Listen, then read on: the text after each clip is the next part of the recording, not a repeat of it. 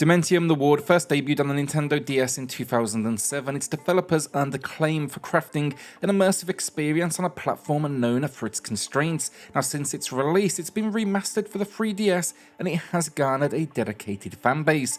But what's truly behind this enduring hype, and does it still stand up in 2023? Let's explore. My name's Alex, this is SwitchCorner, and if you do enjoy the video today, consider subscribing, it helps us out a huge amount. Also, today's review was written by Asdin of Grinning Wolf Games, find his channel in the pinned comment below, and it was converted to video by me. You can read the full review over at xpcorner.net. So the game unfolds in the forsaken halls of the Bright Dawn Treatment Center, an abandoned hospital that has been veiled in mystery for years. Our protagonist, waking up to amnesia, finds himself imprisoned within its walls. Now, with no memory of his arrival, you're going to be out to find out what exactly is going on. So during your exploration, you'll be confronting a slew of menacing creatures, each one more terrifying than the last. The whole environment gives off a cold and eerie vibe, ensuring you're always on edge.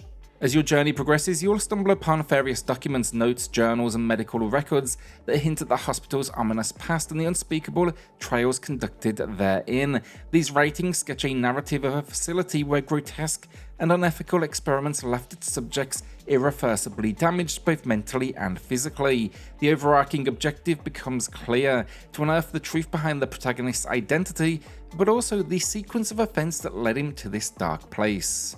Dementium masterfully orchestrates unsettling scenes replete with gruesome details, amplifying the sinister ambience. From walls stained with blood to disturbing medical tools, each element is meticulously crafted to make not only your skin crawl, but to reinforce these, tidbits of information we are finding out about this environment. While the premise as well may initially seem, familiar, the mystery surrounding the protagonist's situation amplifies the tension and keeps you engaged throughout the game. Dementium, the Ward is a first-person psychological horror game that plunges players into a distinctly unsettling environment. The game's mechanics intentionally narrow the player's field of view and limit their defensive capabilities. This just heightens the overall attention and the challenge. Now, as players navigate the dimly lit, deteriorating hospital, the limited visibility really intensifies feelings of claustrophobia and trepidation. Here, players start their journey in the hospital with just a torch and a nightstick, but there's a catch: they can only use one at a time. Now, this design choice, it pushes players to think critically about their next move. While the flashlight helps spot distant enemies, the nightstick becomes crucial when those threats are closing in, and I promise you, they will close in quickly. Frequently switching between tools just amplifies this feeling of vulnerability, and survival really hinges on sharp instincts and swift reflexes. As we do delve deeper into the narrative, then we will gain access to an expanded armory, yet with ammunition and medical supplies being hard to come by, the challenge continues to escalate.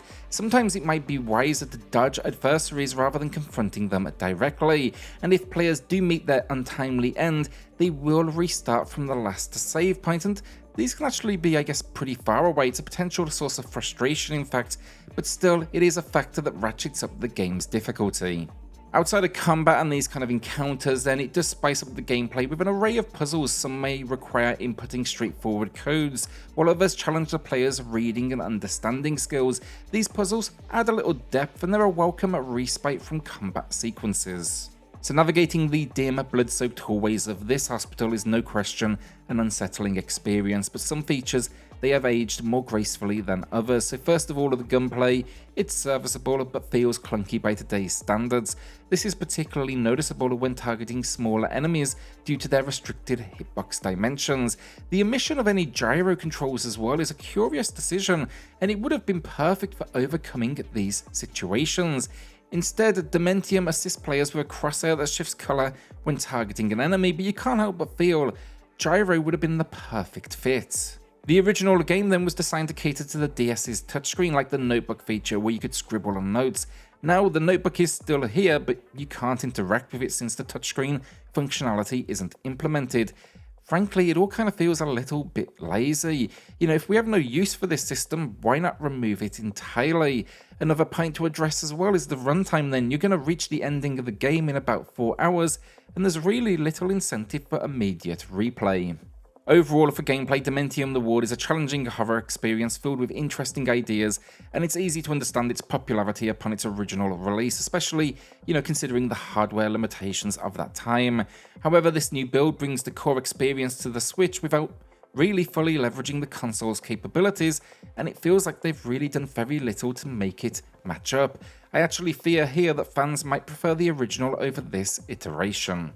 While the visuals show their age compared to today's standards, it is still a perfect match for the genre. They excel in crafting a distinct, ominous and hazy ambience that anchors the entire experience. The detailed and rugged environments featuring deserted areas, shadowy hallways and pitch black chambers combined with the haunting character design definitely amplifies that sense of dread. The lighting effects then, or the lack thereof, play a vital part in the experience too.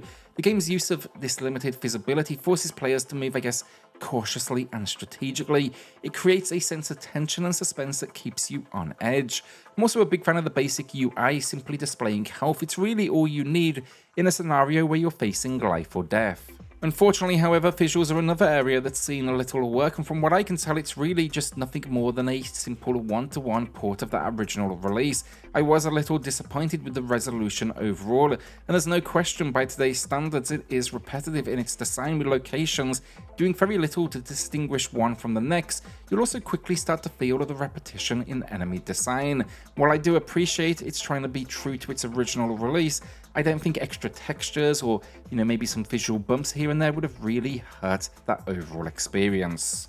One of Dementium's major highlights then is the audio. They've crafted a sound field that reinforces the horror and has you on edge. Expect to hear haunting melodies, environmental effects, and noises that sound close enough to have you anxious, but not close enough to be able to see what caused them. Highlights include floating heads that let out banshee-like shrieks, worms that wail when the player is in view, and the tone of your racing heartbeat. The audio is by far one of my favourite aspects of the experience. If you're a fan of horror games, then Dementium The Ward can be considered a classic. It was an experience that back on its original release was an incredibly unique use of the DS hardware. However, it's not all aged well, and on the Switch they failed to use the features of this new hardware to improve that experience. If anything, it's just honestly a lazy port, and that's really disappointing when there's a passionate audience excited for this release. My big question is, why didn't we get gyro, and where is the touchscreen implementation? When it comes to the core experience, then you can still see why it's appreciated, and there's no question you will feel the tension. But by today's standards, the location is a little on the repetitive side. Enemies lack variety. That's something you're going to notice quickly over its 4-hour runtime, and it really could have done with some simple upgrades, things like that resolution bump or even some additional textures. Now fans, no doubt you're going to pick this up immediately. For everyone else, I'd probably say here, wait on a sale. So to summarize, it's an interesting time capsule to a game that once pushed the limits, but it deserved more care than this simple straight port across. Today we're giving Dementium The Ward an above average 6 out of 10. There is still a good game in here, no question about it, but it's very easy to see all of the missed opportunities. So will you be checking this one out? Let us know in the comments. With that, hit subscribe, join us here for reviews, deals, news and lists daily, and I'll see you all on the next video. Thanks everyone.